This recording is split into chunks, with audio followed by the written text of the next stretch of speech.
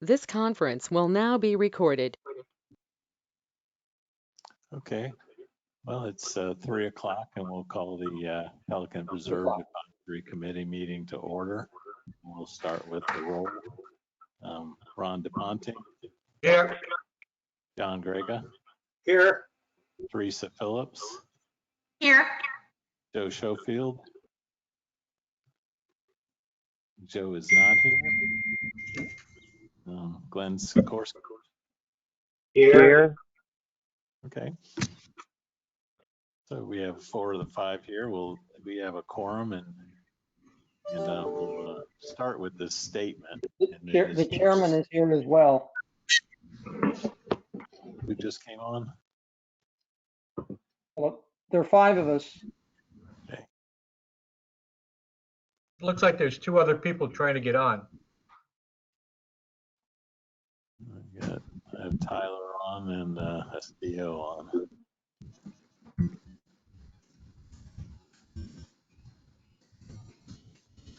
Okay, well, let me go ahead and read this statement and we'll start with the agenda. Why don't you proceed? Yes, yep, thank you. Yeah, and that is pursuant to Executive Order number 2069, issued by the Office of Governor Ron DeSantis on March 20th, 2020, concerning the declared COVID-19 public health emergency. Local government bodies, including community development districts as special districts, the duration of Executive Order EO 20-52 may conduct meetings of their governing boards without having a quorum of its members present physically or at any specific location, and utilizing communications media technology such as telephonic or video conferencing as provided in section 120.545B2 Florida statutes. Procedures for public comment will be explained. And basically, with the advertisement of the meeting, we had a phone number that people could call in to make public comment. You can also come in on the chat for public comment, or we can recognize speakers if they would like to address the board. And for each item, in order to obtain the input of each board member will be asked if they have any comments or questions. So I'd like to do when you bring these items up for discussion and then vote, I'll just go down the line in the same order that I called the roll in, which is DePonte, Grega, Phillips, Schofield, and Sikorsky. Hey, Geppert's on the line now too. Okay. I could not get on the video. Okay. How about Measy and roll call too? Is there a different way to get to the video? Somebody wanted me to sign up for something for $16 a month. No, you should be able to go straight to the GoToMeeting website and join using that 9-digit code with the dashes, and it should bring you right in. Okay. There's no charge for it. Oh, something. Anybody else have trouble getting in but me? No, even I got in. Ron? No, no problem here. GoToMeetings.com. Yes. Didn't you get the email from Julie? They just had a link. I got that, but when I tried that, that's what they wanted all the money for. Wow, that's how I got in. And Did the you last use the- email from Julie works the best. Did you Okay. try global before GoToMeeting? No, should I have? Yes.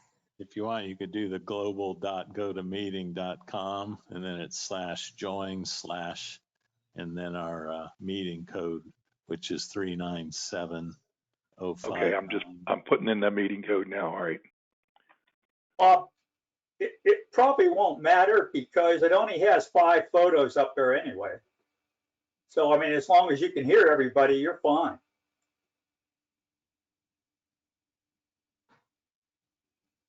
Yeah, let's. Chris, I'm not sure you can do the one with the phone as well as the computer. You got to have one or the other. But that's correct, one or the other. Bob might be on both. Well, I'm calling on the phone, but I'm still trying to get into this online thing. Well, while you're working on that, we're going to proceed with the meeting. Good. Okay. Why don't I take over, Chris, at this point? First thing is the approval of the March 12, 2020 meeting minutes. Are there any changes, corrections to the minutes as they were revised just slightly? I had a couple of revisions. If not, Chris, would you call the roll for people to approve? Okay, and what we're doing is approving the March 12th, 2020 meeting minutes, agenda item number 2. We'll call for the vote. Mr. Measy, Aye. DePonte, I abstained since I wasn't at the meeting. Grega, Yes. Phillips, Aye. Sikorsky, Aye. Schofield. Joe. There's Joe. Yeah. Okay. Hello. I didn't see you come on. We were just asking for the vote to approve the meeting minutes of March 12th, 2020. How do you vote? Yes. Approved.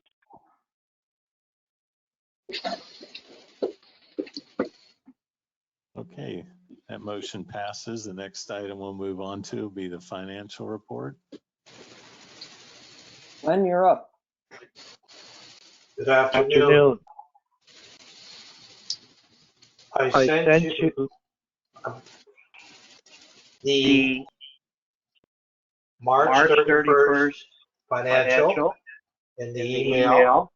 And the page that I'm referring to is the page showing the CDD income of 400,000. With Is the anybody else getting an expenditures echo? for to the end of March, 6 months, 400,000.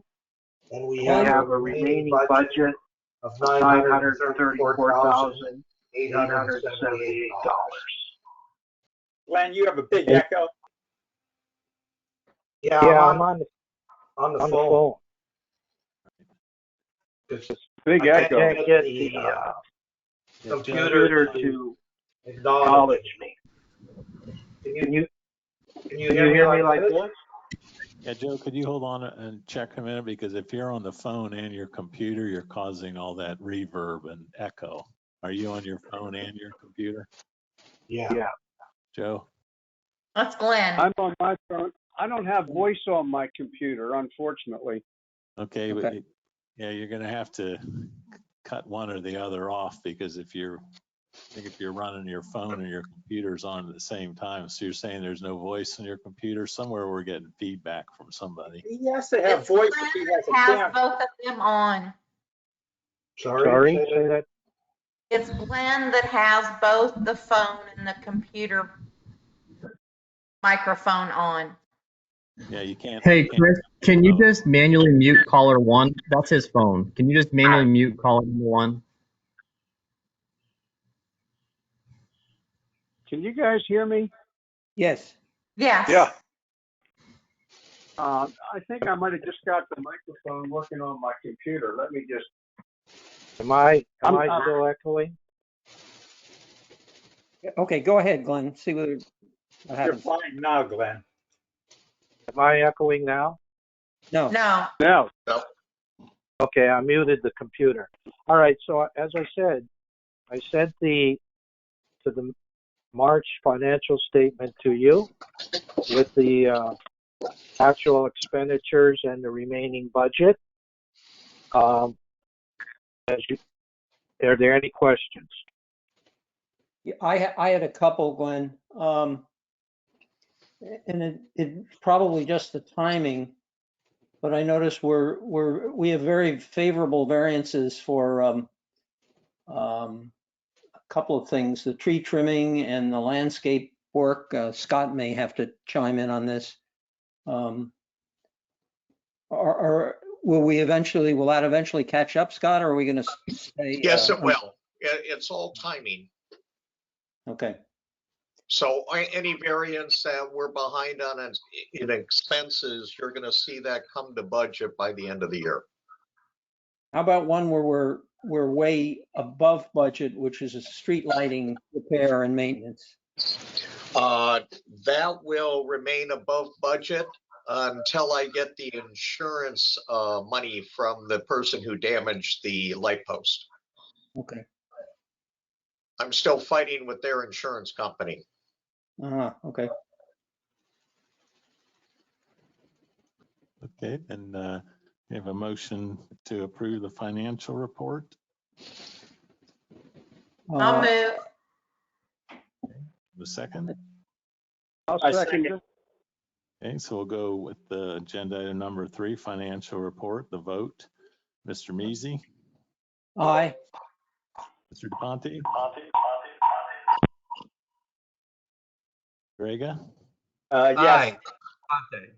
Phillips, Aye.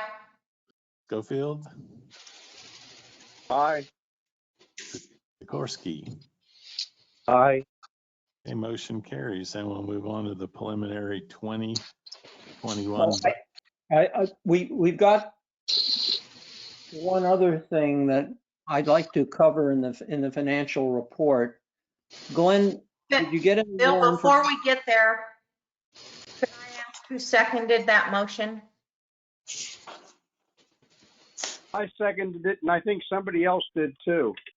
Okay, I'm writing you down, Joe. Okay.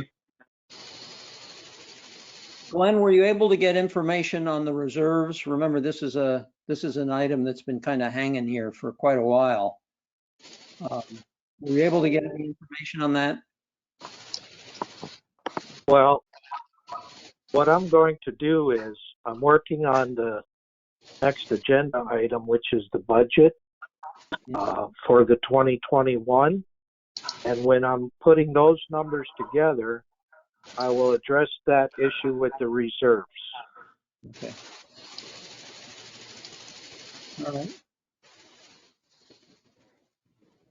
Any other questions of Glenn? That just one that I wanted to ask. No, I can see you all now. I'm back. I guess I'm on. Yep. Yep. We can't get rid of you now.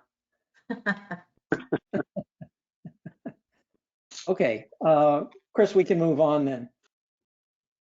Okay, we'll move on to number 4, preliminary 2021 budget.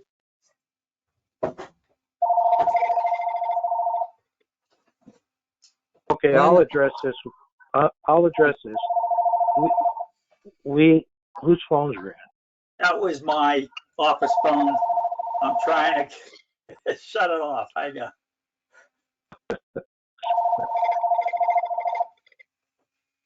I'll wait for that. Hello, please leave a message after the tone. I just wanted to congratulate John and I told him. Okay, Phil mentioned that it's now time to work on the budget, and with this shutdown we're in, unfortunately, I cannot get over to see Scott as to sit down. So I started the process by converting the PDF format of these financials, which you just saw for the period March, with the account codes.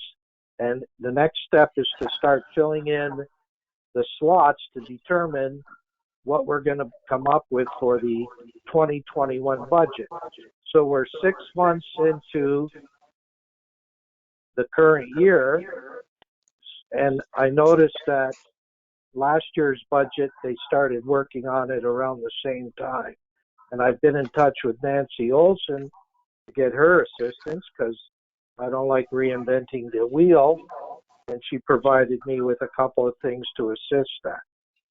So I did send you another email with that spreadsheet showing what the accounts were, which are basically the same ones you look at now every month. And I do have a question though. For instance, Bob, you sent me a ponds work group budget. for $774,000. Scott, maybe you can help. How does this tie into the numbers that I get on the financials? All I know is it's totally separate. Somehow Stephen Bloom gets them merged. Yeah, that comes up separately on the budget, Glenn. The numbers you're looking at are everything else. Okay. But they do not include, when I say everything else, they also don't include the overhead charges that we get from the district. Right. But they don't include the waterways expenses. That's a separate deal. Okay, that makes sense. Yep. But I was looking. I will say this, because we had a ponds meeting last week and we have approved the tentative budget for waterways. It's exactly the same total dollar amount. We moved some money around, but we stayed within that same number. And I sent that to everybody as a preliminary. Bob, the thing that I got from you had fiscal year 17. I didn't. There's a bunch of tabs on the bottom of that page. Yep. And if you go to the tab that's marked 2021 fiscal year, that will be titled that it's the budget proposal from ponds to PPAC. Okay, thank you. Because other tabs go all the way back to 2000. I think they go back to 2011. Yeah, they do. Go way back. Glenn, you'll need to get together with Scott and go, line by line through that thing. But my concern at this point is the schedule. And Chris, when do you need numbers from us? Well, the sooner the better. The board's going to be going through their budget line item by line item, starting at the meeting on May 7th. Mm-hmm. And on the 21st, they'll be solidifying most of those numbers. And at their meeting, the first meeting in June, that's when the board approves the tentative budget, which is conveyed to the property appraiser and the tax collector. And that's basically a high water mark. From that point on, the only thing you can do is reduce the budget. Okay, that's the not to exceed number. Not to exceed.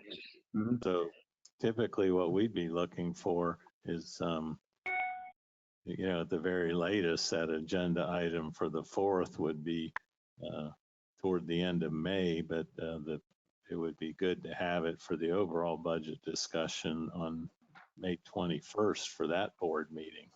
Mm-hmm. I am wondering. Go ahead. Go ahead, Chris. I'm sorry. No, I've got the date, so I have great confidence. I'm an optimist that by the end of this month or sooner, I will get over to see Scott to do these numbers. So that gives me the timetable.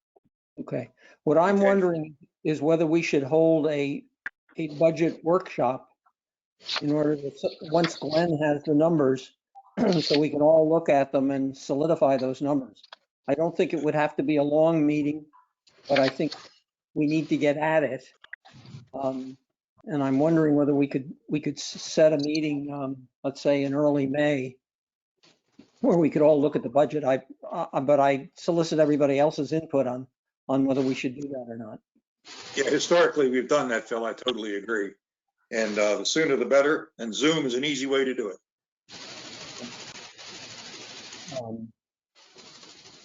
So we could do it this way through the meeting or whatever we're on here.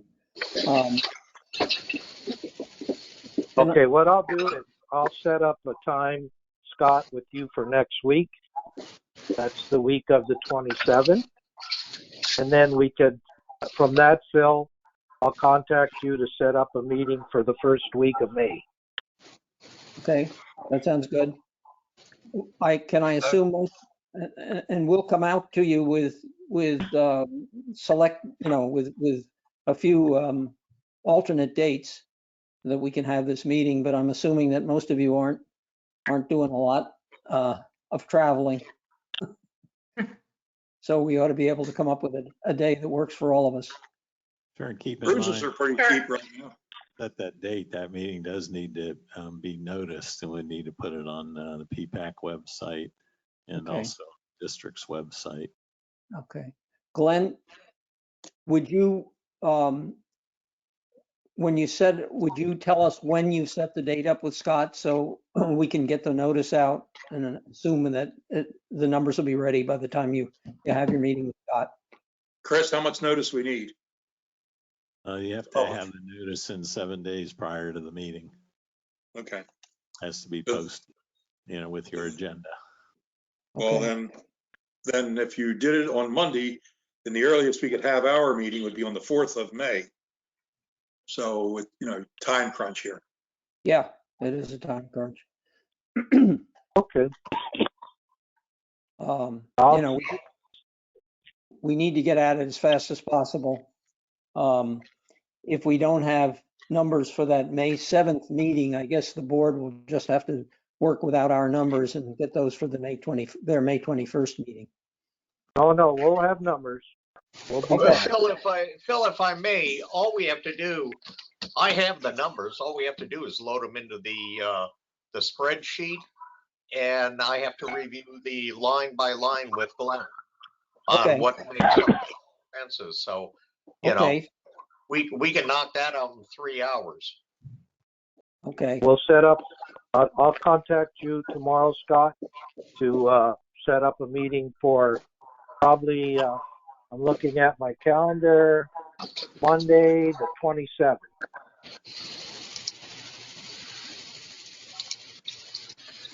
Let me look at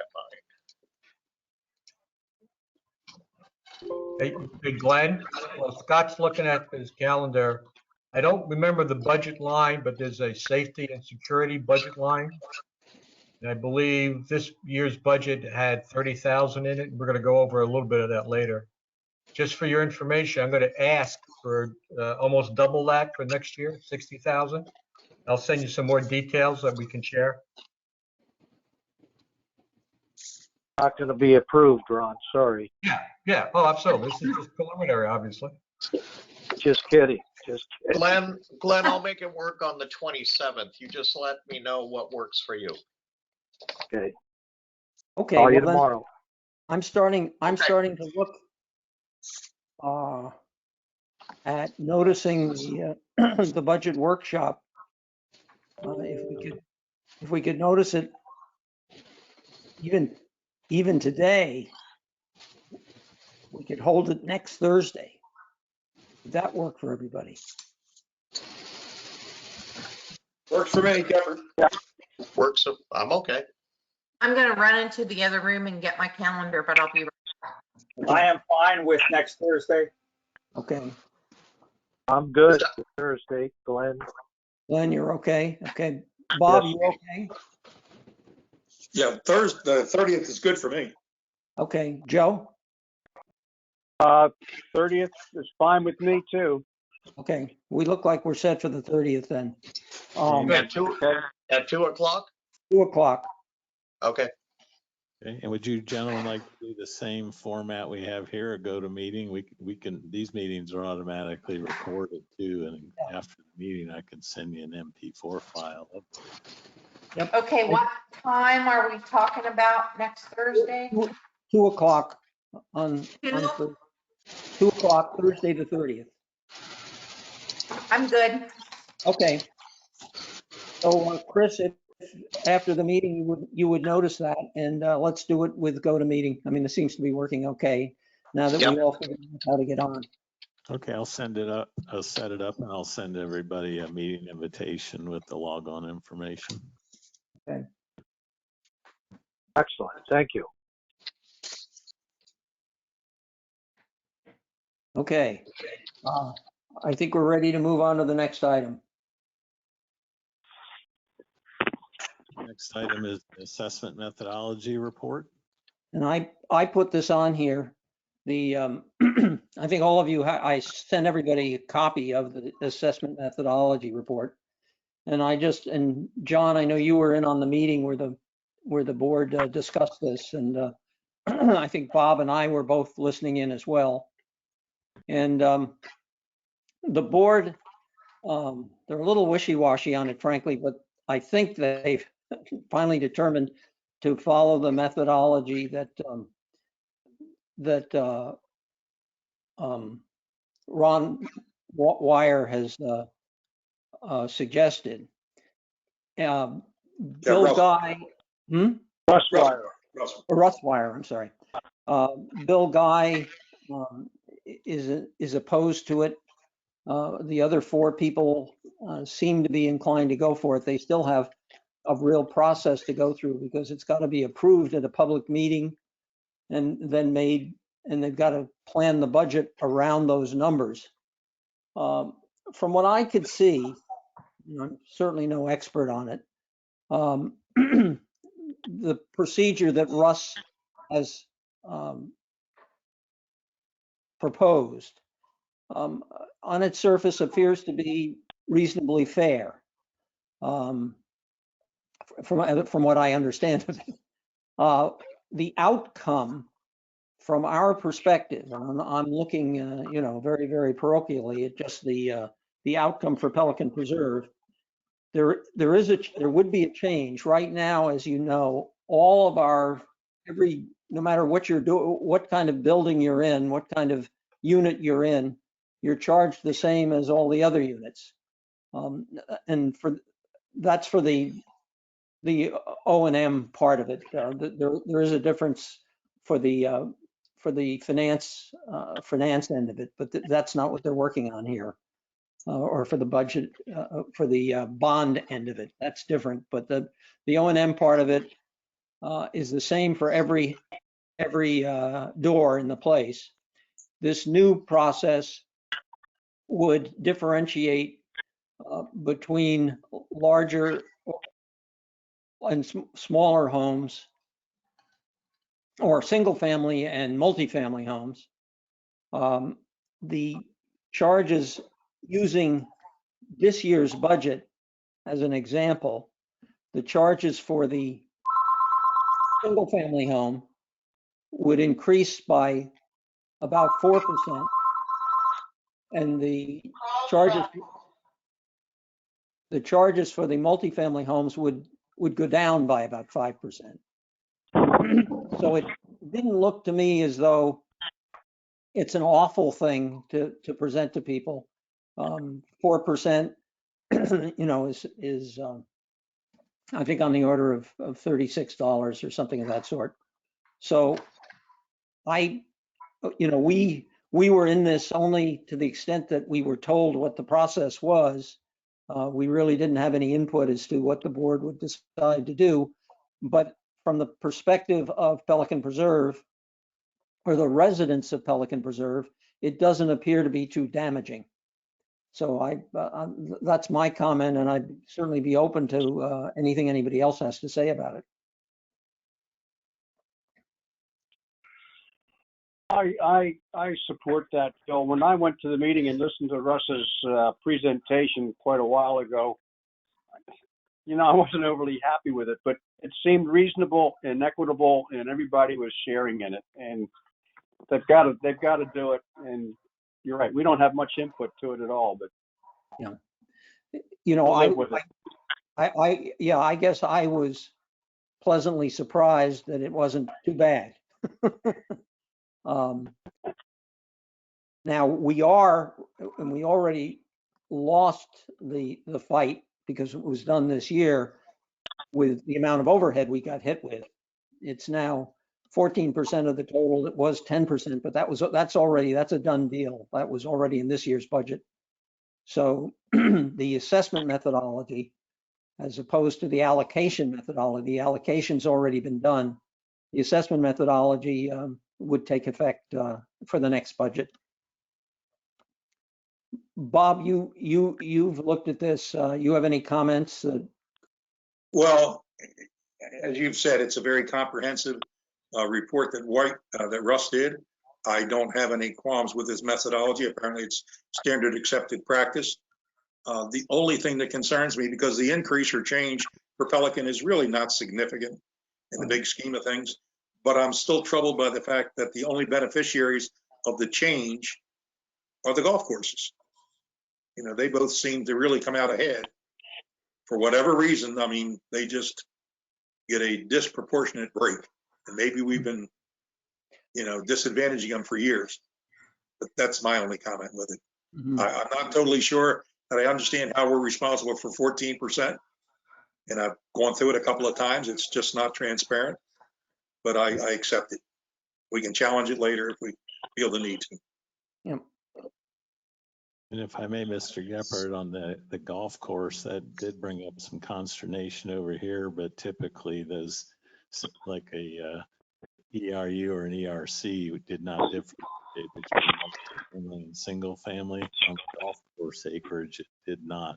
But because the budget is weighted so heavily in the general fund on waterway management, where they're getting that break from is so much of their acreage is pervious surface. It's not impervious, so it's not generating runoff. Right. Nope, I understand that. Yeah. And I think the benefit was much greater, from what I could tell, for the Gateway Golf Course than it was for the Pelican Preserve Golf Course. It was dramatic for Gateway. I don't remember Pelican particularly. Yeah, Pelican, I think, was about the same. I don't think there was a big change on Pelican. Yeah. Yeah. And they are apparently going to do something. The Russ's plan really socked it, or Bill Guy was concerned that it really socked it to the churches.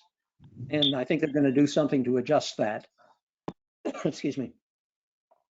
But I heard that comment, and I don't know where that kind of going down that road ends, because there's all kind of things that shouldn't be disadvantaged. But you know, yep, we don't get a vote, so it's for the part of it that we had input to. I felt like we were listened to, and the changes were made. None of them hurt us. Right. Just go from there. Yep. Any further comments on this? Okay. As a reminder, Mr. Measy, they have scheduled the public hearing for the assessment methodology on May 21st. And we're going to be publicizing that and also getting out, meeting with the different commercial interests and stakeholders to educate them on the whole process. So that public hearing should be a real eye opener for the residents. That's going to be very lively for those Gateway people that object to a $5 a year raise in taxes. Okay. There being no further comments on this subject, we'll move on to the next thing, Chris. Okay. And the next item will be the miscellaneous roadway improvements, task authorization 2020-09. And Ron, I think probably ought to introduce that.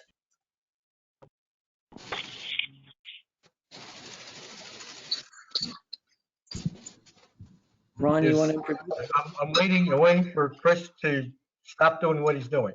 I'm getting a headache here. Okay. There's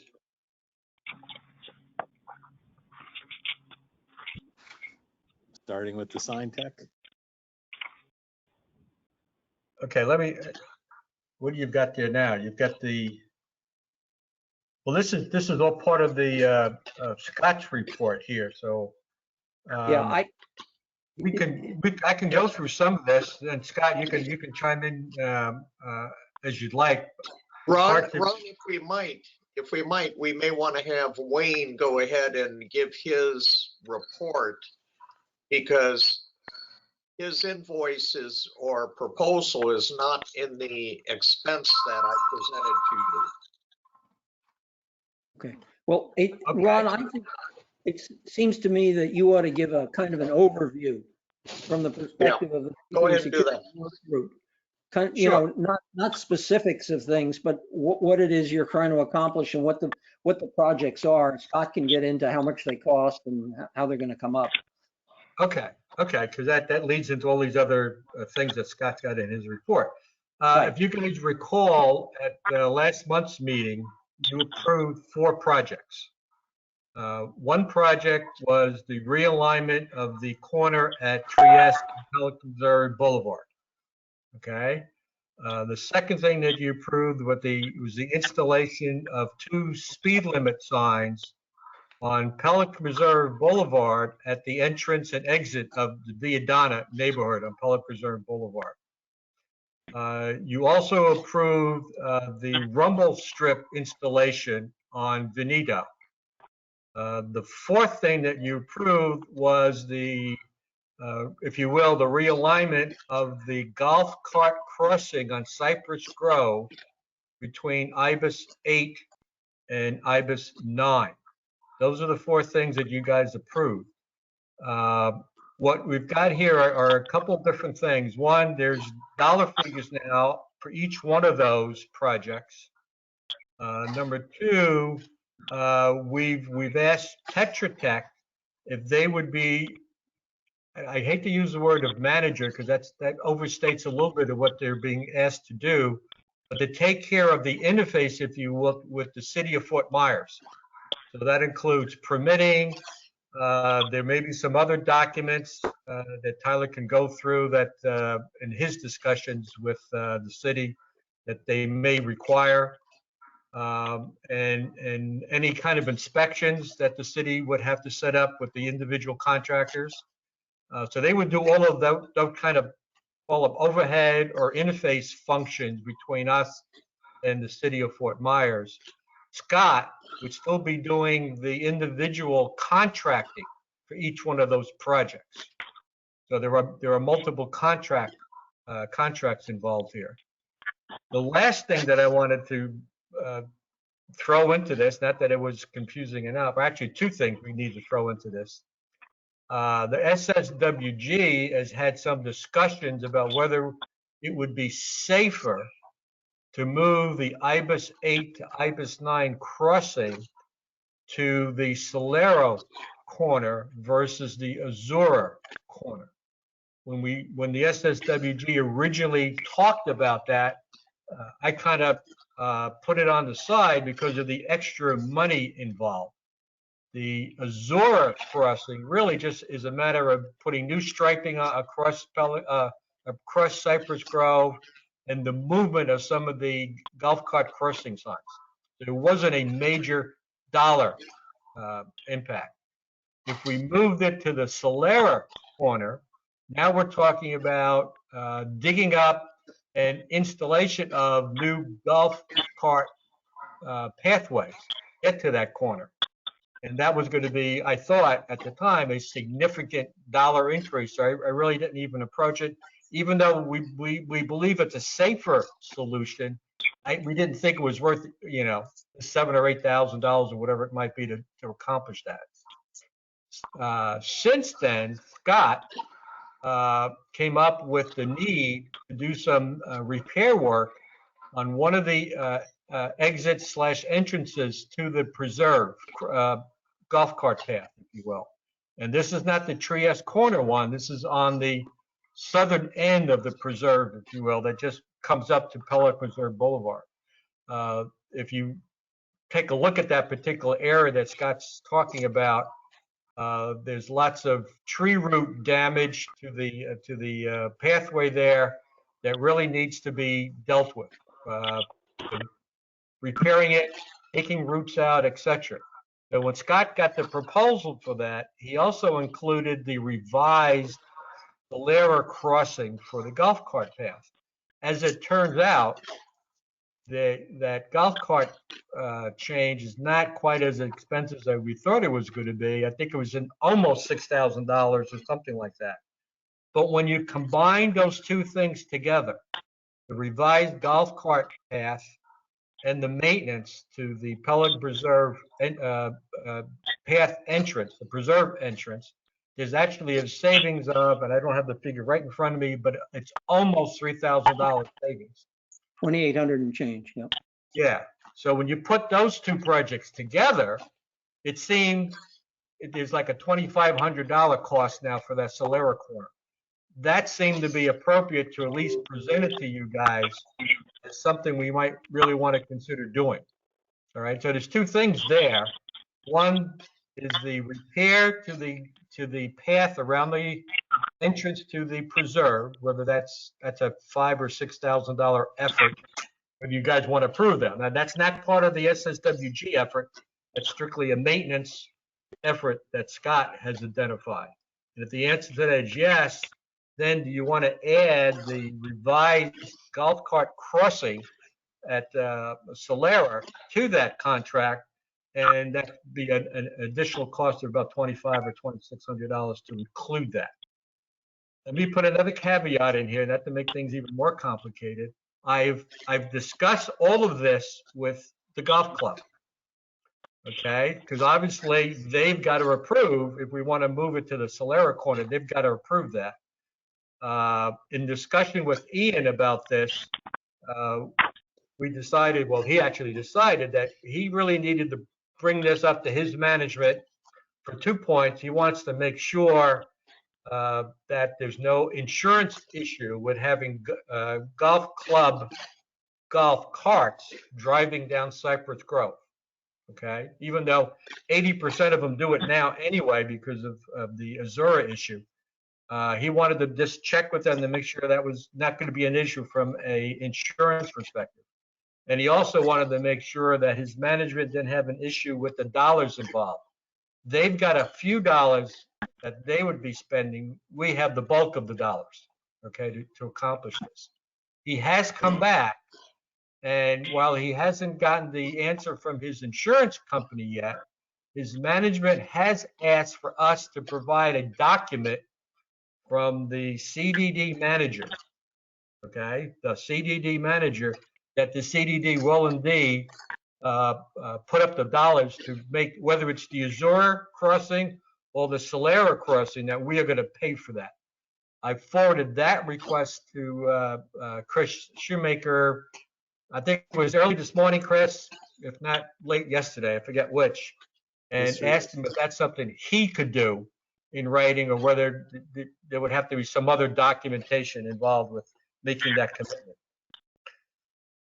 I think that's got it. Scott, did I miss anything there? You're muted. I can't hear you. You did not. You got everything. Scott, a question I would have about that is the other project, not the Solero crossing, but the other project, is that already in the budget, and or do you have plans to do that regardless? I was going to do that regardless. That would fall under sidewalk and road repair. Okay. There's a even though, wait, excuse me. Yeah, I'm on. Scott? Yes. This is Bob. The macadam that we're talking about there, isn't that in the preserve? It's the entrance to the preserve. And you're not talking concrete. You're not talking concrete. We're talking macadam, correct? No, talking concrete, where the tree roots are. That's macadam right there. That's all I saw was macadam. Sidewalk. Yeah. I went out and looked. I had no problem with the sidewalk. Yeah. Yeah, I thought the sidewalk was okay. It's the macadam that needed to be taken out and replaced. Yep. Including taking out the tree roots. I guess I'm asking first, if I'm wrong, I'm wrong. But I thought it was macadam, and if it's macadam, it shouldn't be sidewalk. Yeah. You agree with that? Well, it's road and sidewalk. We're talking about where to expense it from. Yeah, there is exactly going to be work. There is going to be work on the sidewalk, but the majority of the damage is where the asphalt is. Okay. I mean, I went out after I saw this because I thought it was at the wrong place.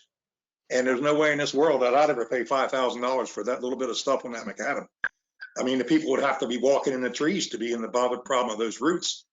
And if they took the right-handed path, exiting the preserve, there's no problem whatsoever. It's only on a very small part of the left-hand path.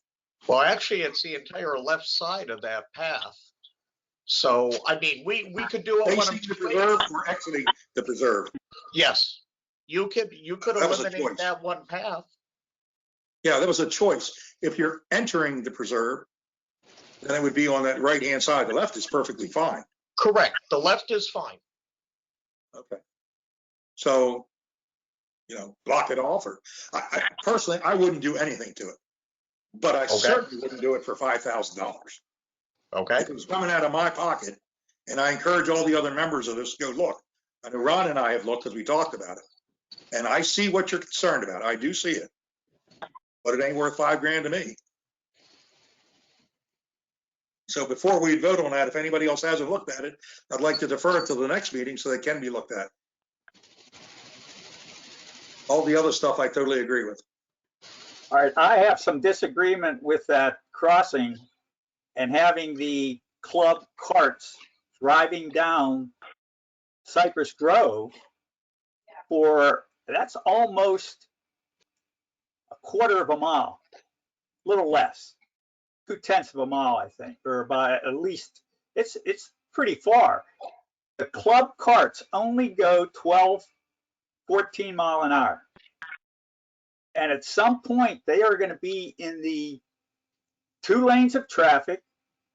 They're not going to be necessarily in the bike lane because a lot of bikers are going to be there.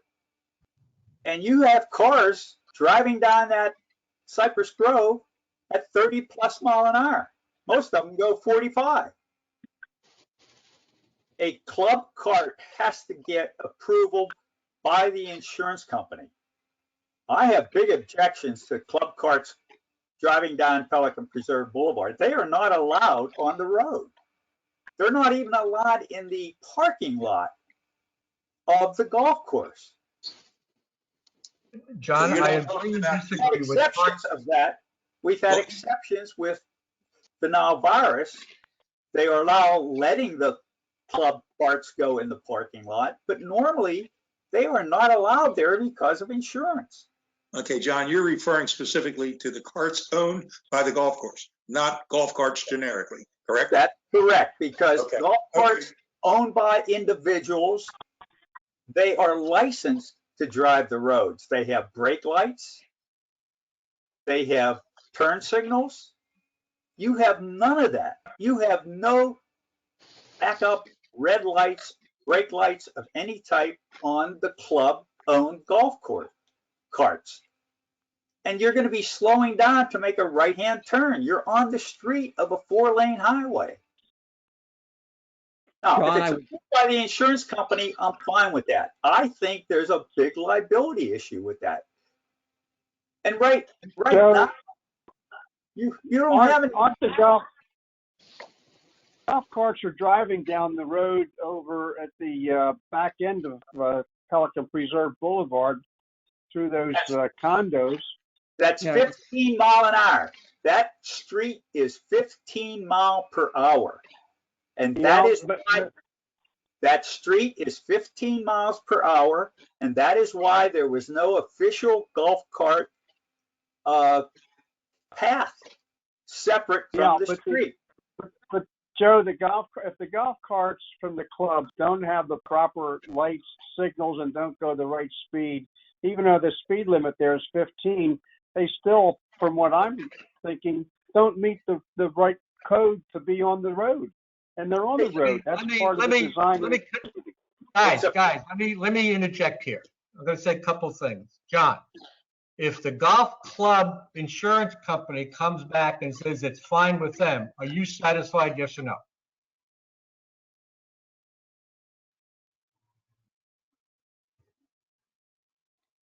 John? You're asking me? No, I'm asking John. John's got an issue with the insurance. Yeah. I'm asking if their insurance company says it's okay, is that okay with John? If it's explained to them with total details on the speed limit of the road, but I don't want it doesn't matter to us specifically. I think the club has a liability issue. If there's an accident with a club car now, right now they're not allowed to cross there. They're not legally supposed to do that. We have the same thing at Ibis further on. I mean, Ibis crosses all 4 lanes. But it is a legal golf cart crossing. And look at all the blinking lights and everything else we put up for that crossing. I'm going to go back to my first question or comment, John. If their insurance company says it's okay, is that okay with you? I mean, it wouldn't matter. I'm just going to Are you okay then? Yes or no? I mean, either way. I mean, just probably staying with the vote anyway, because I personally don't feel that way. Okay, but, fine. I'm not going to try to deny it. Bringing this up is from a safety liability issue of the club. And I think at this point, let me ask you this, Ron. Have we ever had an accident at the existing crossing of a club car getting hit by any of the cars? Not that I'm aware of. So from a safety issue now, what's the purpose of changing it? Okay, so you're going back to the original premise that the existing golf cart crossing is okay with you, as opposed to the Azura crossing. Yes, I think so, because everybody's comfortable with it now. No, because 90% of the golf cart drivers cross at Azura. They do not go to the existing formal crossing area because they feel it's not safe. I'm not saying there's been accidents. I'm not saying that. What I'm saying is this is what's going on already.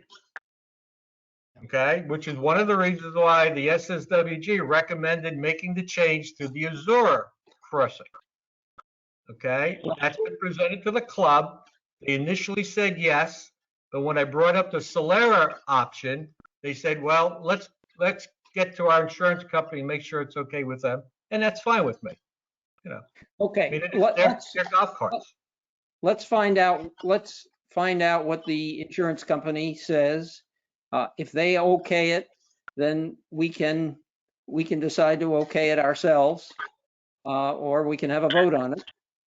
Yeah, I mean, that's fine. You guys have already approved the Azura crossing option. You guys already approved that.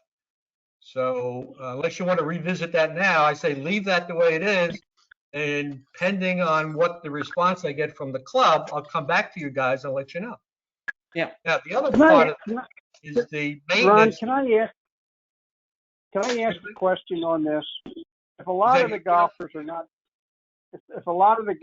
not comfortable going up to the existing crossing, and they're already crossing at Azura, and nobody's making an issue of it, and obviously some of the golfers feel comfortable going up to the crossing and crossing, what's the issue? They just do it. Why do we need to make any change?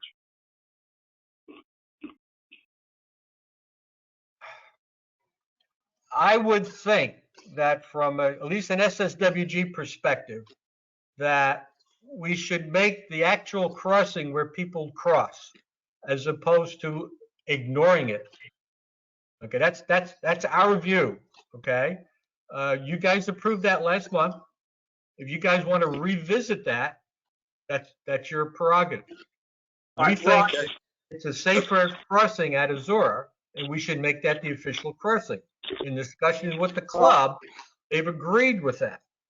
Okay, so I mean, if you let's talk to Dave Startzel, the head pro. He's very much in agreement with shifting that golf cart crossing to the Azura crossing. Okay, Ron, so I revisit that. That's fine. Ron, I take exception to David, because David was under the impression that your proposal was going to put the golf cart off the road just like it is on the other side of the road. You're going to build a whole new golf cart crossing. I mean, a golf cart lane. Right now, you're using the street. I do not think David was under that impression when you first talked to him. Well, I can't speak to that because he was at the meeting with Ian and myself and their supervisor. And well, I'd ask if you could check with David again, because when I talked to him, he said at the meeting that was the impression he had. Well, Ron, why don't you continue looking at this thing and bring it back, and then we'll make a decision. I mean, I'd ask one thing. I'd like this in the minutes a little bit because the last time it was not in the minutes as to why I did not approve of it. Well, John, you always get a chance to modify the minutes. That's right. Well, it just said in discussion, and was fine with me at the time. No, but what I mean is whenever even if a thing like in discussion, amplify it. That's all. We all have the right to do that. Yeah.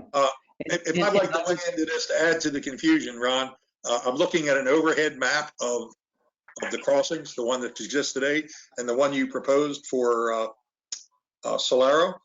To me, it makes perfect sense to go to Solaro. I would even change the concrete path to go straight out, because then it would be exactly what we have down the other golf cart pricing across there. Well, that alternate 2 that you see there on that chart, that's what we're proposing to do. And we to kinda- extend yeah, the golf cart path to that crossing. Alternate 2 makes a lot more sense to me. What John's objection is, once you get on Cypress Grove, you're now driving in what used to be a bike path, which is now a golf cart path, for a longer period of time. Is it any different than alternate 1? Now, we're not proposing to change that. Is it any different than when you're on alternate 1 relative to the same left-hand turn down Cypress Grove? Only from the perspective that it's an extra couple of 100 feet. Yeah, okay. Yeah, Well, same I thing. have a couple of questions if we change it to Solaro. I'm assuming from what you said, Ron, that we're going to extend the golf cart path straight. That means we'd have to, well, does that mean we'd have to remove some of the, or at least one of the palm trees and some of the shrubbery? I don't know about the shrubbery, but my understanding is no palm trees would have to be removed.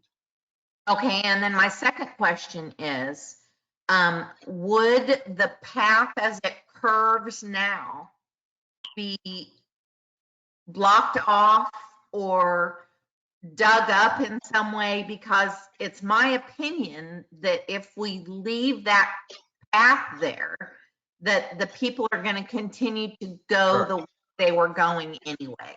Absolutely. Scott, you may want to chime in here. In my reading of the proposal, it included taking out at least part of that existing golf cart path. Is that correct? You're muted, Scott. It did not include that. Oh, okay. All the proposal was to add it. The whole thought process was we're not going to remove it because you'd have to remove the entire cart path to stop them from going down that direction. We are going to give them the option.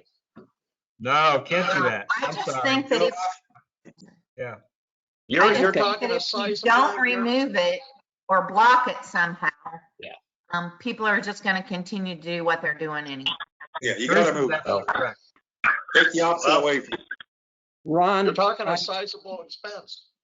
my suggestion. You can't remove the whole, I guess it's about a 50 or maybe even 100-foot section. You're not going to remove all of that. I think what you have to do is you got to remove at least 20 feet of it at the beginning there and maybe put up some landscaping so the golf carts won't go down that path. You got to do something. You can't just leave it the way it is. Ron, And you may not have to do it all today. Make the change for safety. my suggestion is, Ron, that you and the Safety and Security Work Group go back to the drawing board on this one and come up with a proposal. We've obviously got so many people from various perspectives that have issues with it. If you could come back with it, I think that would make sense. We're not. Okay. We are Bill, not I going have one comment. to resolve this. In addition to having, and Ron has asked the club to check with the insurance. I think PPAC and should we check with our insurance to be sure we will not be liable if something happens in a golf cart, which would be a serious accident. Let's check with our insurance as well. Do you think Tony should look into that? Why you want to get Tony involved? Trust me, it take forever, but I shouldn't say that. I'm just asking, do you think we should? If we have an insurance issue or there's legal issues or liability issues. We know who our insurance company is. Just somebody check. I'm not sure what insurance company you're referring to, John. Sorry. That would be the liability insurance for the CDD. Yeah, that would be Tony. If it's CDD, it's Tony. If it's community association, it's somebody else. It's not the community. That's why I'm saying, I wonder what insurance company we're referring to. Well, we're part of the CDD insurance, I believe. So that means it goes to Tony. Correct. And I don't quite understand John's comment. If it's a golf cart belonging to the golf course, why we have a liability issue, but you know what, guys? Fine. I'll go to Tony and ask him, and I know what his answer is going to be, but that's okay. We'll just leave it the way it is then. If he comes back with the answer, I think he'll come back with. Okay, I'm good. Okay. Yeah, I think we're not going to resolve this here. Too many issues. Okay. Ron, is there anything more in your overview? Not with this stuff. I guess the Tetra Tech proposal for all that our overhead work. Their proposal is not to exceed $13,800 or something like that. For them to proceed, we're going to have to approve that, and I think because it's over the $10,000 limit, it has to go back to the CDD as well. Chris, is that correct? Technically, that's correct. That would be correct. May 7th agenda. Yeah, so I don't think the Ibis crossing issue makes much of a difference for them in terms of what they have to do. It may reduce the cost, obviously, if we decide not to change the crossing. But the other projects still would require work on their part, engineering type work on their part. So I would like to go ahead and approve the Tetra Tech proposal, not to exceed $14,000 to manage these projects. I'll second that. Motion and a second. We'll call the Moved and vote. seconded. Any discussion? Any Yes. further discussion? Is there a reason why we need for them to oversee these projects when we haven't decided if we're going to do that or not? Well, there's only one of the 4 projects that we haven't decided yet. Okay, if we collectively decide not to do that Ibis crossing, it reduces their effort. So their complete price is still there. It's just their actual pricing will go down. But at least we finally get something started going with the Trieste. Yeah, it would be nice Oh, to get that crossing and the other projects to move on.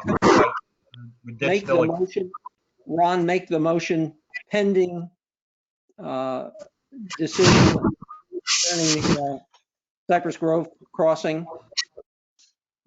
I thought he answered that. If we suspend, Yeah. Somebody's got some noise going on here. I can't hear what's being said. We should assume we should have something in the motion that says that based on the amount of work that needs to be done or something, so that that if we don't do the Cypress Grove crossing, that would reduce the contract. We'll keep the motion the way it is, but add in the effort may be reduced by changes to the Cypress Grove golf cart crossing. Right. Good. And that way, if we approve the Cypress Grove, it's already been funded. Yeah, I want to make sure that we've got that in there already. Yeah, but if it's not approved, they're not going to expend the effort. Then you don't. And the amount on that, Ron, is 14,000. Yeah, I don't have it. It's in this stuff that Chris is leafing through. It's 13,008. So let's make it 14,000. Not to exceed 14. Not to exceed 14,000. Do we have a second on that? Yeah, I second it. It's Bob. Bob seconds it. Okay, Any further discussion? Second to approve. Hey, this is Tyler Wainwright from Tetra Tech. Just so you guys have an idea of what's going on here, we've been working with the city of trying to figure out what they're going to require from a permitting standpoint for these projects. And there's actually 2 different scopes that we have sent to Chris for how to get this done. There's the $13,800 one, which is the cheaper one, and then there's a $20,000 roughly one. I don't have it in front of me, I'm sorry, but The difference is the city may require individual permits for every single one of these, which we are trying to make them not do. But the cheaper one is under the assumption that we can reduce the permitting on this by doing single right-of-way permits for these projects. So I just want to give you guys a heads up that we really don't have a clear answer from the city yet and how they're going to process the approvals of all of these. Let me make two comments. I apologize. I have not seen your revised proposal for the $20,000 one. The last one I saw still had the $13,800 figure in there. Number one. Number two, we SSWG through Dean Groves specifically have met with the city, and in fact, they recommended to us that we combine these projects together in one permit. So I'm hoping you won't have any issue there. But are you suggesting that we need to change this motion just in case to include the higher figure? It's up to you. How do you like to proceed? I'm certainly very hopeful that we can do it for the cheaper one. So when we spoke to the city, we relayed that information that you guys had already discussed this with. I think you had talked to Bill Porter a few months back about this, and he had recommended you put it all into one permit. Correct. So the problem is that part of this work is inside of the right of way and part of this work is not inside of the right of way. It's on golf course property. So their issue is that if it's all on the right of way, yes, one permit. If it's not and it's on properties owned by other people, i.e. Lennar or whoever owns the golf course nowadays, then it would have to be separate permits. And then their other issue was that the roadways are different parcels. So they were hemming and hawing about if we were able to do that under one right-of-way permit or not. So I really don't want to do four separate, and I'm sure you guys don't want to do four separate, but I'm just giving you a heads up that we don't have a clear answer from the city yet. Okay, so your second proposal had a not to exceed price of 20,000. Is that accurate? Roughly. Let me see if I can pull it up real quick and get you an exact number. But the difference is on the ones that are not inside the right of way, they were requiring us to go get surveys for it. And we kind of thought that was ridiculous because, we already have a bunch of as-built plans and we can do it off of the plans that we already have. But they weren't willing to tell us that they weren't going to require us to go survey it in order to get the permits for it. So the big difference is surveying costs. Okay, so what's the not to exceed price? Yeah, modify the proposal to the highest not to exceed price. Tyler needs to cover it. Right. It's 21,548. For 22,000. 22,000. We're changing it to 22,000 if that's acceptable to everyone. Okay, Ron's revising his motion. Bob, you seconded? Yep. Okay. Okay, we have a task authorization with Tetra Tech in the amount not to exceed $22,000 for miscellaneous roadway improvements. We'll call the vote. Mr. Measy? Aye. Mr. Geppert? Aye. Mr. Ponte? Aye. Mr. Grega? I have one question to Tetra Tech. Is the extra amount because we are dealing with the road on the Cypress Grove crossing the biggest issue? It's two different, you got the golf course involved as well as the road and the CDD. There's also Is that the extra amount coming from? There's also Yeah, there's two spots that goes out of the right of way. That's one of them. What's the other one? Trieste Corner. Trieste Corner. That property is owned by Sienna? Property is owned by Sienna. All right, I'll approve the motion as is, as amended by Ron. Okay, Mr. Grega. I don't know what you guys may have had discussions with Bill earlier. I don't know if you may have email approval from him, confirming that he was good with the one permit. And if so, we can just shoot that back to him and say, hey, listen, you agreed to it back then. This is what we're going to go with. And that may help things. But at this point, they haven't been able to give us a clear answer yet.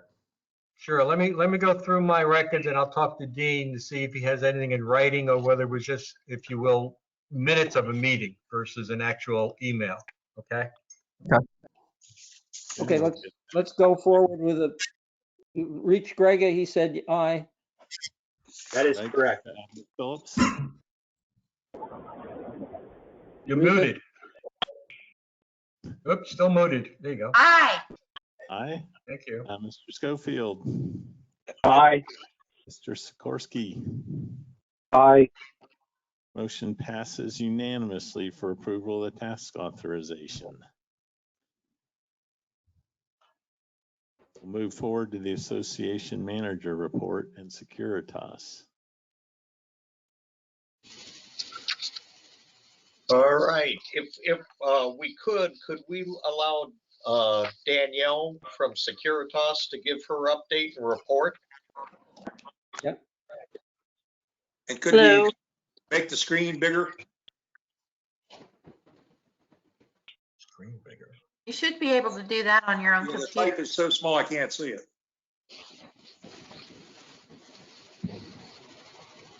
Not sure what it is we're looking at. The white sheet says Gateway Services, fiscal year 2020 operating budget. Yeah, that's a budget. Danielle, is that talking about a budget? I don't think. I just talking about No. whatever you're trying to show me, I can't see. Can you make it bigger? Danielle, Unfortunately, a budget's not my. Yeah, Danielle's not discussing that part of the manager's report.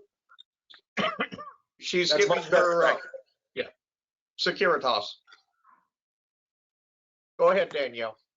Can you all hear me and see me? Here. Here you can hear. can't see. There we We go. can hear you. There There you you are.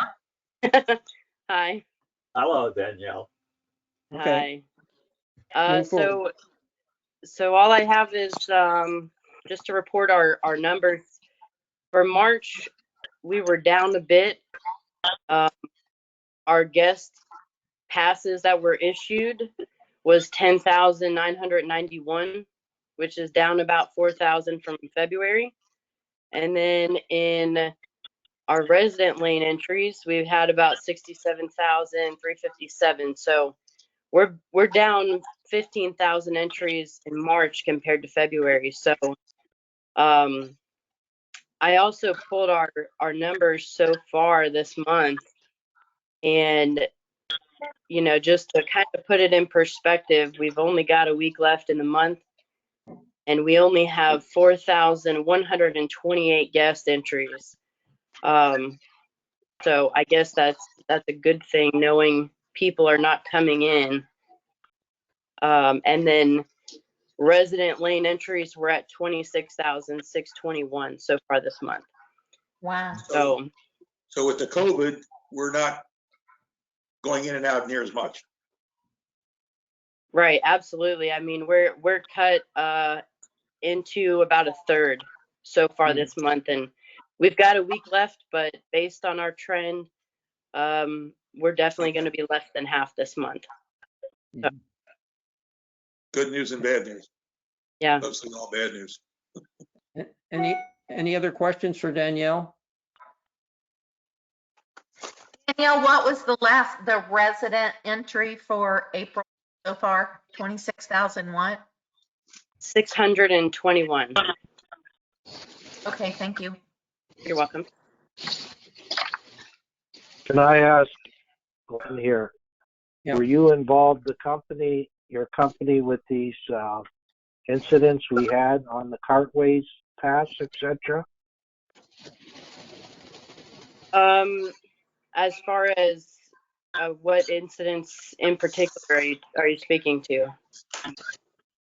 Or the individual pushed a biker or a walker? Scott, do you want to comment on that? Now, that was no one ever officially filed a report. That was actually a comment that was made to Terry over at the town center. And they went through her. They wanted to know if she could identify the individual on the cell phone photo, and she could not. But I guess there was a confrontation between a walker and a cyclist in the bike lane. Okay. Is that what you're referring to? Yes. Yes. So we We have no further information. The association does not have any further information on that conflict. Okay. Yeah, I was just checking if the roving security car had been involved with that. They had not. Thank you. Yeah, let me just comment on that. That series of emails, if you will, about this incident was passed on to me as part of the SSWG, asking we would or should do something about this. What we decided to do, and it should come out probably tomorrow, we're going to put out another note to the community, not criticizing any of the people involved here at all, but basically saying to the community, hey, folks, there's a lot more folks around walking and biking, et cetera, and running. And yes, maybe some of them aren't going to use the exact rules that everybody else might use. Give it a break, take a deep breath. We're all friends here, and let's carry on, more or less. That's what it's going to say. So, I don't know what effect it'll have, but it's at least acknowledging that there are things going on in the community that aren't ideal, but we all need to persevere for at least a few more months. Yeah, this obviously has been brought on by the need for social distancing, has caused a lot of this. And I'm afraid that that's a situation, we don't know how long it'll last, but it's going to last some length of time, and we all need to learn to live with it and be civil to each other in these situations. Okay. Anything else for Danielle? Scott, why don't you move on? And thank you, Danielle. Thank you, Danielle. Thank you, Danielle. Thanks. Okay, all of you have received the manager's report. If we can go back to the first page of the manager's report. Now we can abbreviate it quite a bit. And I'll just take you to the first page of the manager's report that gives you the current projected cost summary.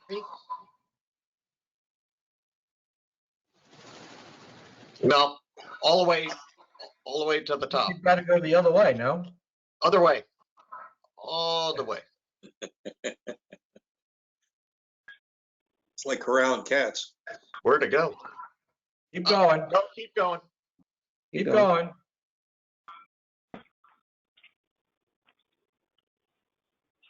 Keep going. Keep going.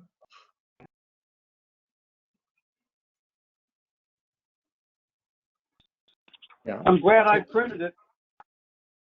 Yeah, I think we need to all make we're going to have to make the assumption here that everybody has at least looked at this so that Scott can abbreviate his report. Go ahead, Scott.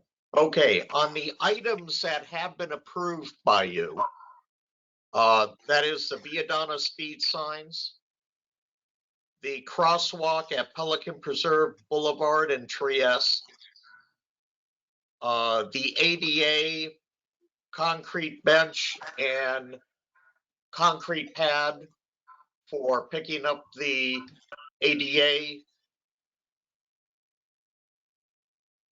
owners at the front of the entrance of the community, along with the rumble strips. That comes out to $13,792.95. And that's well within the budget. I pointed out to Scott here that really the bench in front of the gate is probably not a safety and security work group item. So it should probably come out of another budget. And you indicated, Scott, that there's room elsewhere. Yes, and actually this was set up because they're all tied together because of Understood. the contractors. So when I expense the ADA bus stop out, that'll be put out to sidewalk and road repair. There's also the, hey, Scott, there's also the the 5,250, I guess, for the Pelican Reserve Boulevard cart path entrance. That's really an SS. Well, that's been tabled also se. because Well, not that part. Bob Gephardt recommended that Yeah, I all guess of we did. Yeah, we did. So, yeah, right. Yep. Can you make the screen just a little bigger? It's better, but it's just plus it up a little bit if you can. Much better. Thank you. So the items in that coral color are not part of, those have been tabled. Mhm. So what is the total then, Scott, without those? 13, it'll be $13,792.95. Oh, okay, so that number already has those items removed. Correct. Okay. We need a motion. Can I hear a motion? I'll make a motion to accept that. I'll second it. For an amount not to exceed 14,000? That's fine, yeah, 14,000. Okay, who moved and who seconded? I did. The Ponte. Ponte moved? No. Joe Schofield moved. Joe Schofield moved. Okay. I Thank thought you. Scott started that out by saying we had already approved it. Motion and a second. I'll call for the vote. Mr. Measy, Aye. Mr. Gephardt, Aye. Mr. DePonte, Aye. Mr. Grega, You're muted, John. Aye. Mr. Grega, Ms. Phillips, Aye.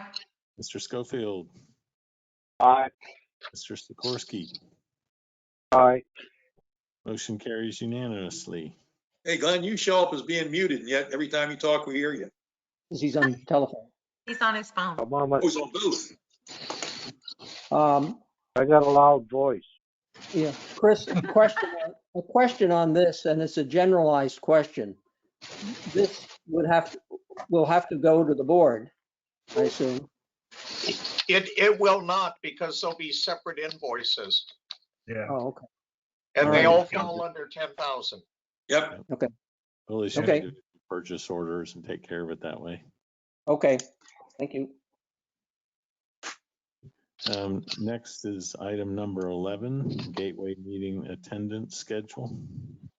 How about my report? Yeah, how about a couple of reports here? Okay.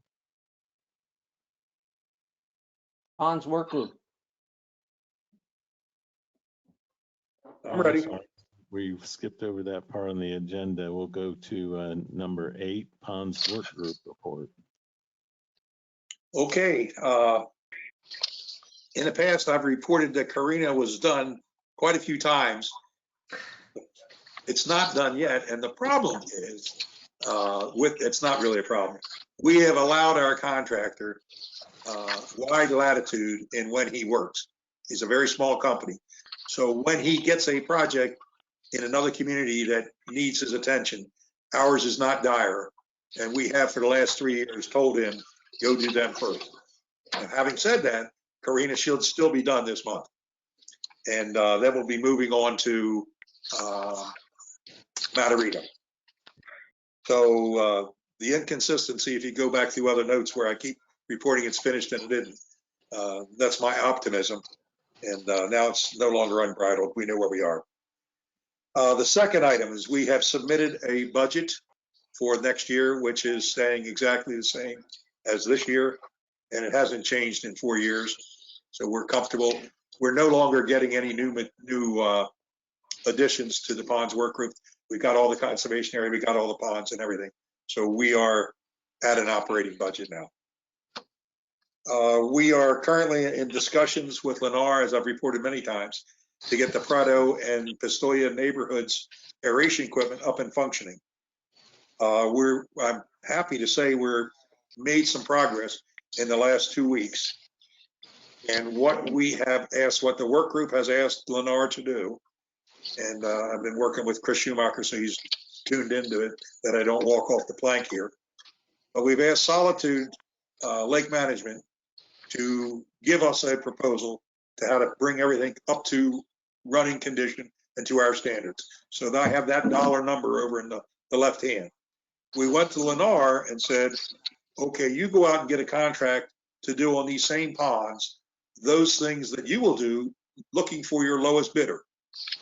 Once you have that number, whatever that number is, do not award the contract, but notify ponds and of course by the CDD what that number is. If it looks reasonable, we are going to give Lennar a letter that holds them free and harmless from any future costs if they will give their check for whatever that dollar amount was to Solitude. Solitude, of course, will take that money, deduct it from what they gave us, and then we'll only be paying the premium. So that's a little convoluted, but that's kind of where we're at. And the reason we're doing it is that whenever we get other contractors, whenever Lennar has had other contractors, most of their equipment is total junk. We end up throwing it away anyway. So if there's any questions with that, I should know by our next meeting whether Lennar has finally agreed to do that. Bob, do you think that the current economic situation may deter Lennar from settling about this? Well, you know, I thought it would be, but no, they're so anxious to get out of here that that works to our favor. All right. Thank you. Okay. The next item, the 2003 bond fund. For the new folks, I'll be happy to answer any sidebars on this, but this has been going on for 13 years now. We had thought we had spent all the money we could get our hands on in 2017. Lennar, WCI, has not made claims on the money that remained. And Tetra Tech had prodded them a number of times that we're trying to close this bond fund out. If you think you have rights to this money, speak now or forever hold your peace. Well, they're forever holding their peace because we haven't heard anymore. So there's some dollar value left. So once we found this out, I made a claim through Tony and through the bond council and Tetra Tech to approve spending $171,000. I think it's to not exceed $171,000 of the bond fund to provide aeration in the only two ponds under which that money could be spent. And they are ponds number 1, which is over in Colonial, and pond number 13, which is the golf driving range. And what we have proposed that we do is install the aeration in those two ponds to the same level that we did everything else in our community. And it's actually at no cost to us. The $171,000 we spent on those two ponds, and it will be deducted from whatever might be left, if anything, for Lennar WCI to lay claim. And I completely believe this will dry it up almost to the last penny. So that's mainly just a piece of information. The reason we skipped those two ponds when we started was kind of out of sight. Pond 1 we never see, even though it's in the responsibility of the CDD. And the golf driving range just didn't feel right spending resident money in there. But now that we're spending WCI Lennar money, I have less reservations. And by doing this, it will extend the life of the pond. So you won't eventually have to dredge it in 30 years. Instead, it'll be more like 50 or 60. So we'll all long be gone and dead before that ever comes to pass. But I wanted to make sure everyone was aware of it. Speak for yourself. I'm sorry? I said, speak for yourself. Well, if I'm still here, I'll be mumbling. Okay. We are aggressively pursuing the planting in the ponds in Prato and Pistoia. If you go out and look at those, some of them are pretty barren. We had some problems with, we thought that the fish was eating it in Matarita. We have since found out that that probably wasn't the case. Now it's more likely that the landscaping companies and or our lake providers maybe have killed some of the plants that were out there. So we've got all that behind us, and they will be planting in May and June. That's the optimal planting season. So we could have the plants out there by the time we get our rainy season this year. Bob, And- there's not a plant. Go ahead. I didn't mean to interrupt you. That's all right, you're not. Okay. There's not a plant in the pond behind my house. Absolutely barren. You know what pond number it is? I think it's 47. It's the one in That's Karina. 47 is one of the ones. Yeah, there's a couple of them in Korea that still need to do. Yes, you're right about that. 47 and 48 are both on this list. The contracts have been awarded, and you guys have previously approved that. Okay. Now, there is a purchase rec that has been approved by Gateway for $29,418.37 for aeration in 51, 55, and 58. And Chris is aware that, he's approved that. Obviously, he approved it. But we've told Solitude not to do any work on that until we get the last of this economic resolution between Lennar and ourselves. So when all this is done from an aeration point of view, the only remaining issue, and there's always one, the Palazzo equipment was damaged in construction of the last 3 or 4 condo buildings had out there. And that is not part of any issues or agreements with Lennar. That is totally their responsibility to fix that. And then we should be done with Lennar from the pond's perspective. And that's all I have. Any questions? Any questions of Bob? If not, Chris, let's move on. Next is item number 9, preserve golf cart usage. Ron, did you want to say something on this? Yeah, it's one of those issues that we've talked about before. As you all know, the boardwalk in the preserve is in very poor shape. It needs to be replaced, and that's in our plans for, I guess, starting next fiscal year. Issues have come up. Some people in the community have complained that, or have pointed out, if you will, that it doesn't appear to be, in the present condition, it doesn't appear to be safe for golf carts to be using it. So this issue came up, if you recall, a couple of meetings ago. The contractor who's contracting to do the boardwalk indicated that the boardwalk was unsafe for golf carts.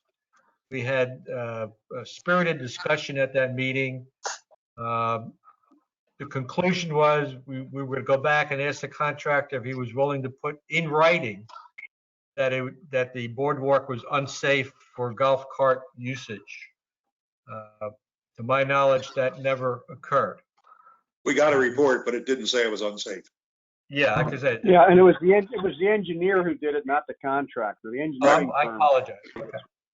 All right. I knew what you meant. Yeah. So we do know that the contractor's gone out there and he has replaced some of the boards that were pretty rotten. The biggest issue is the stringers underneath the boards are also rotten. So he's been using some longer screws to try to get through to a stronger portion of those stringers to nail down some of the boards. Don't know if that's going to work for any length of time, but hopefully it'll get us through the summer at least. If you've noticed out there on the portion of the boardwalk that goes out to what was a pond a few months ago is now just a muddy area. At least 1 or 2 of the boards have actually disintegrated, and they've got a cone out there now, cautioning people to be careful because there's a bit of a hole now in the boardwalk. Anybody's walked out there would have seen that. So the question keeps coming up. If I may, Ron, that has been repaired. I'm sorry, say that again. Who's that speaking? It's Scott, and that area has been repaired. Okay, good. So the question keeps coming up. Now, we are going to replace the boardwalk come, I guess, to the end of the summer, early fall. The boards, anybody who's been over there knows that the boards are in very poor shape. So the question is, do we want to revisit the issue of restricting golf carts going through there or not? until we get the boardwalk replaced. And that's what I wanted this thread out on the table for you guys to mull over and talk about for a couple of minutes if you'd like to. One added thing there, and that is that we made the decision, and in fact, I made it with Scott because there appeared to be some really dangerous situations over there, to do some work on the boardwalk. And we did, Scott, you can correct me, $10,000 plus? No, it wasn't that much. No.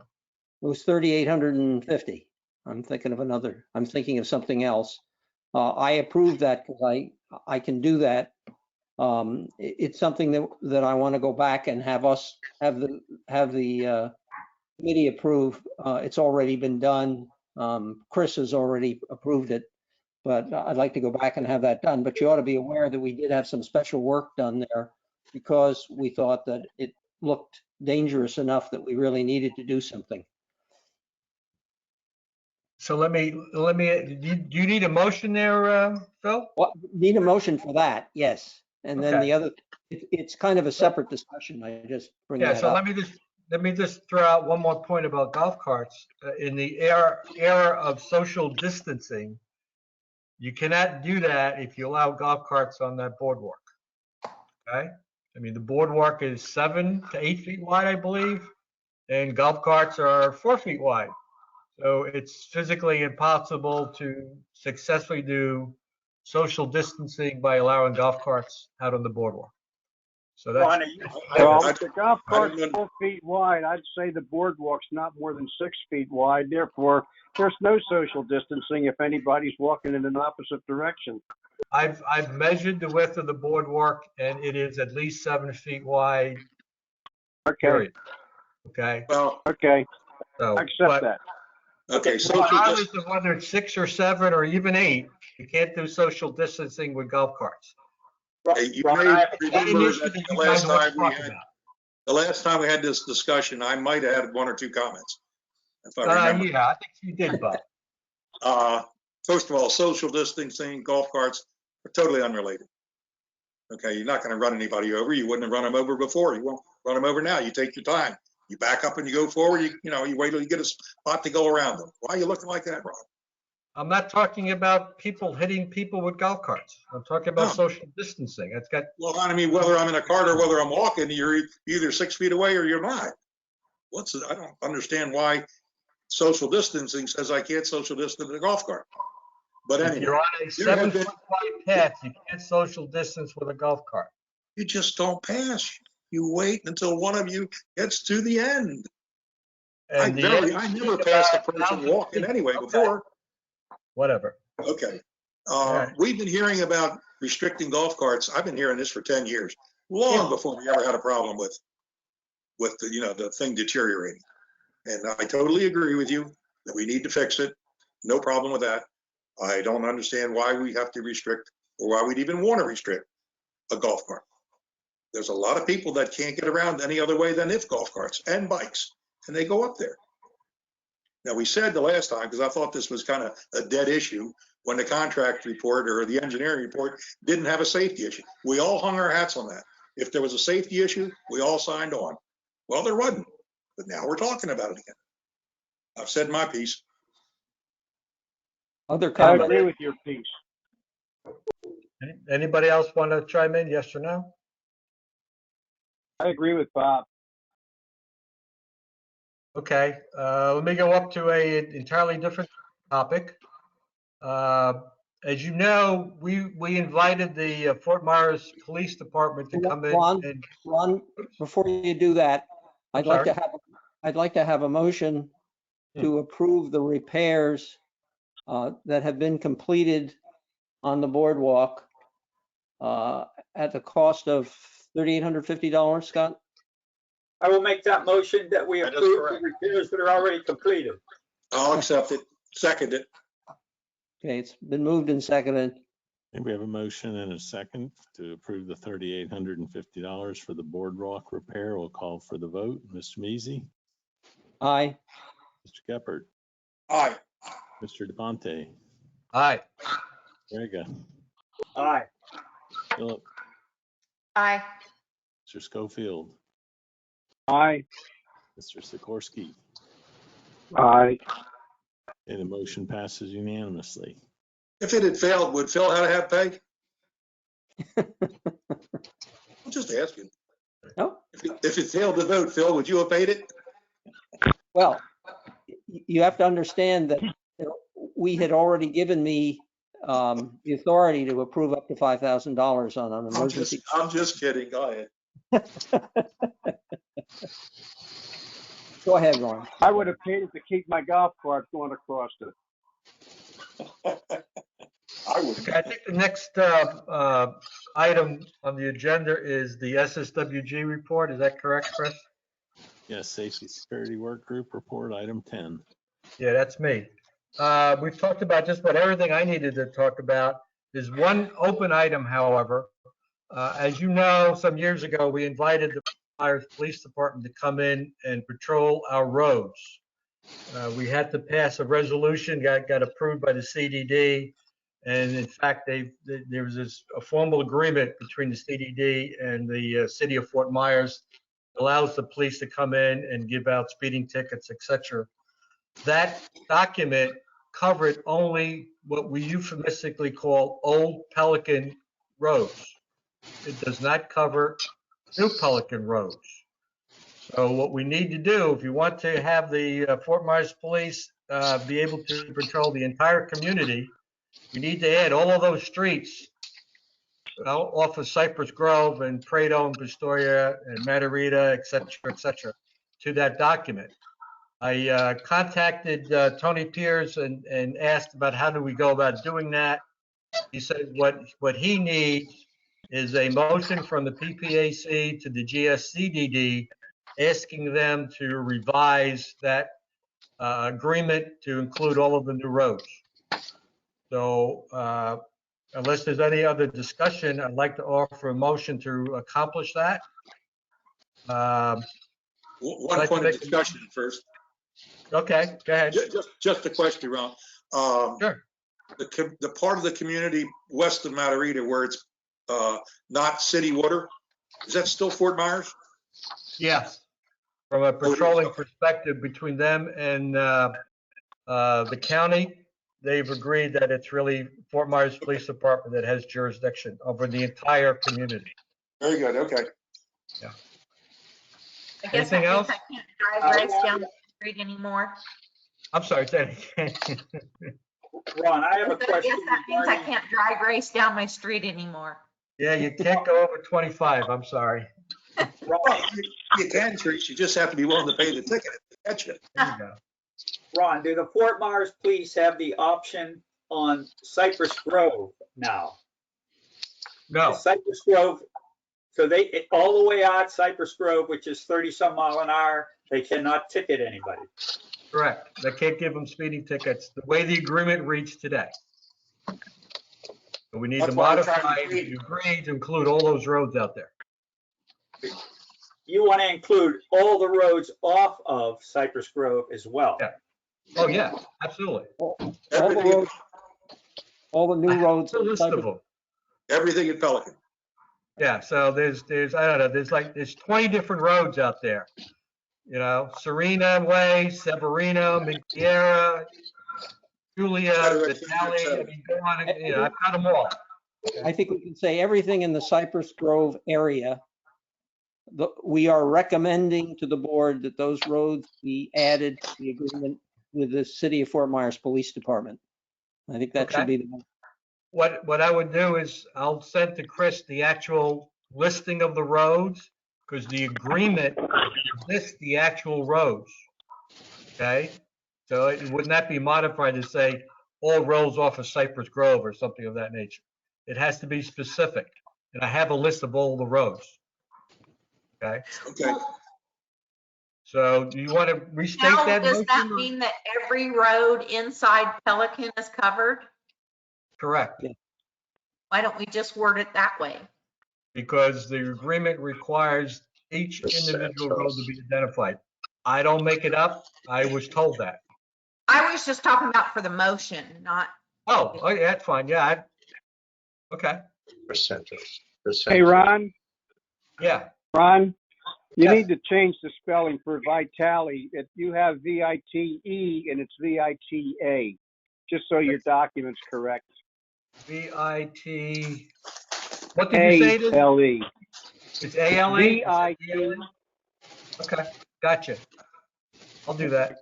I can Good. do that. Done. Okay. So the motion is to add the list of roads not currently covered in the agreement with the City of Fort Myers Police Department or recommend that the board add that to the agreement. Yeah, the way I worded it, and you won't be able to see all of this because it lists all of the roads. Right. Is that okay for your motion, Ron? Just so we can get it? Sure, absolutely. Okay, I'll second it. Yeah, I'll second Can it.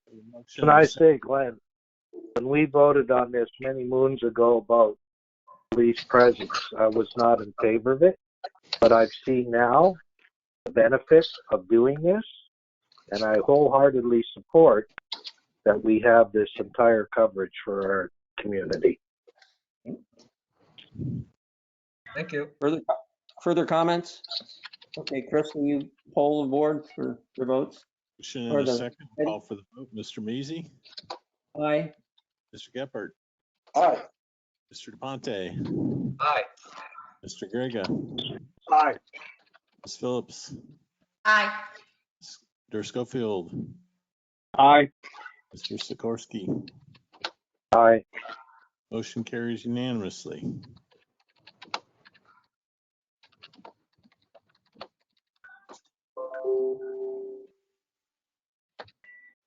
And I am. Ron, that's it. Yes, I'm done. To move on, Chris. Unless there's anything additional with the safety security group, we're at item number 11, gateway meeting attendance schedule. This would be on the 7th of May and the 21st of May. We have.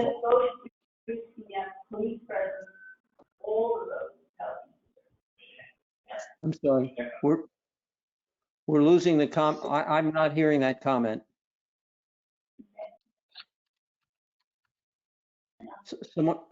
Someone just made a comment? No, okay. Who would be available to cover the meeting on the 7th of May? Bob Geppert can come. Okay, Geppert.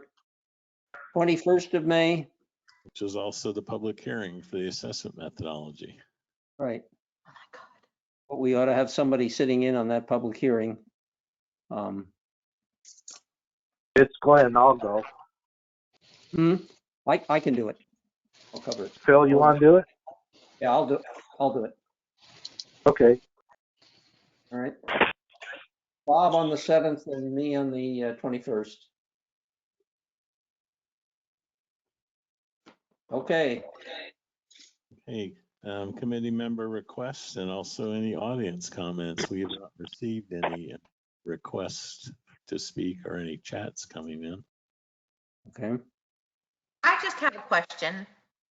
Is it true that the Fort Myers Police issued or came out to people that were on Pelican Preserve at the pond watching the sunset there within the last couple of days? Haven't heard anything. Okay.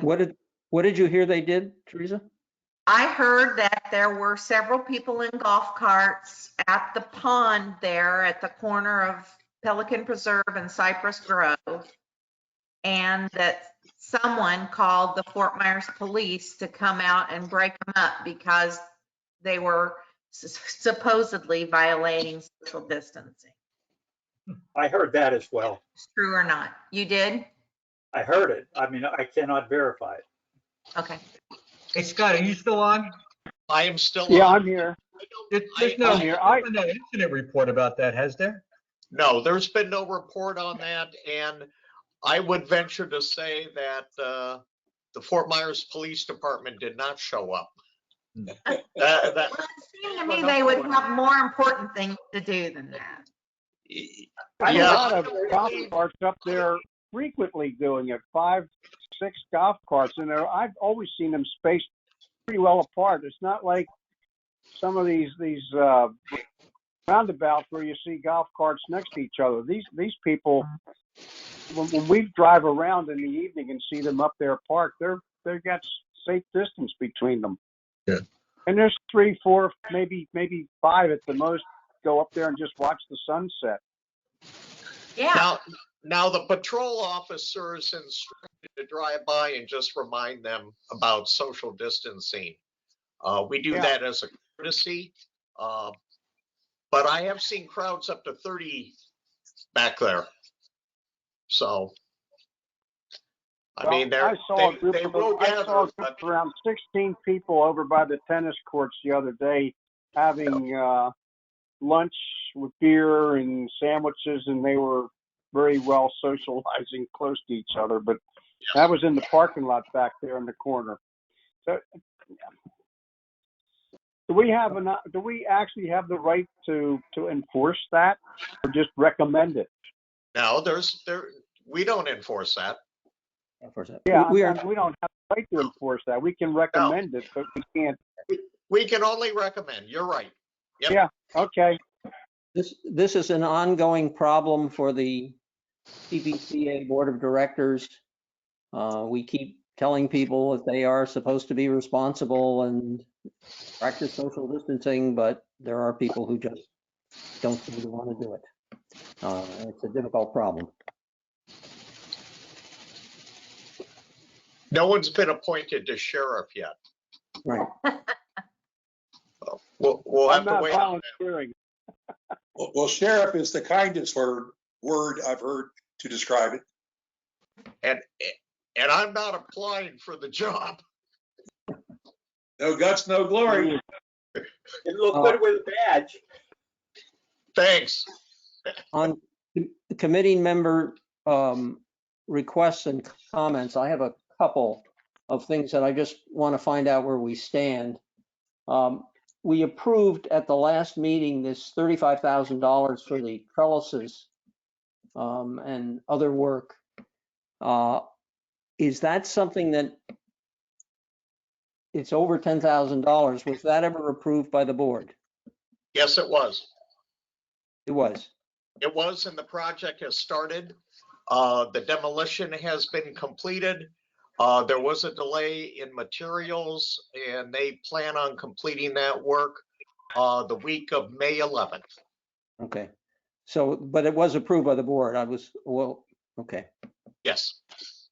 The other one, and Scott, I guess this certainly involves you, might involve John, and that is we approved the process of moving the amount of funds available to you from 90,000 to 120,000, and that requires a amendment to the or change to the O&M agreement. Is anybody working on that? In other words, are we moving that forward? I guess Tony has to do it, but where does that stand? I don't have any idea where that stands. Okay. That would normally be a request from PPAC directly to Tony. You want me to do that, Phil? Yes, John, if you would, that's what I was gonna ask. I would ask that you do that, work with Scott if need be, but to move that forward to Tony so we can revise that agreement. Okay. It should be revised anyway, so the proper signatures are on the signature page. Okay. John, you just work with Scott on that. Thank you. I will do that. Okay. I had discussed this with Rich regarding the signatures. Well, no comment. I will do that with Tony. Okay. I have no further comments. Does anybody else? Glenn here. I'm proud to say that Verona was successful in getting our hurricane roofing settlement through our insurance. It was a very significant amount, and Verona's going to start doing our painting and roofing once we get through this crazy time. But We just got our proposal for our new insurance policy, and they increased our premiums to 35.8%. So, in one hand, out the other, as they say, correct? And I hope the rest of us do not have your same insurance company. Well, you know, Avila did that. You saw what they did over there. Yeah. So, you don't get anything free, that's for sure. Any other comments or? Okay. Chris, I guess we're ready to move to adjournment. Okay. Adjourn the meeting with a motion. I'll move. I'll make the motion. Okay, we have a motion. Second, Glenn. Okay, and then we'll adjourn the PPAC meeting at 3:56 p.m. Thank you, Chris. Thank you. Appreciate And we it. change. Thank you. Thank you, Chris. all of you.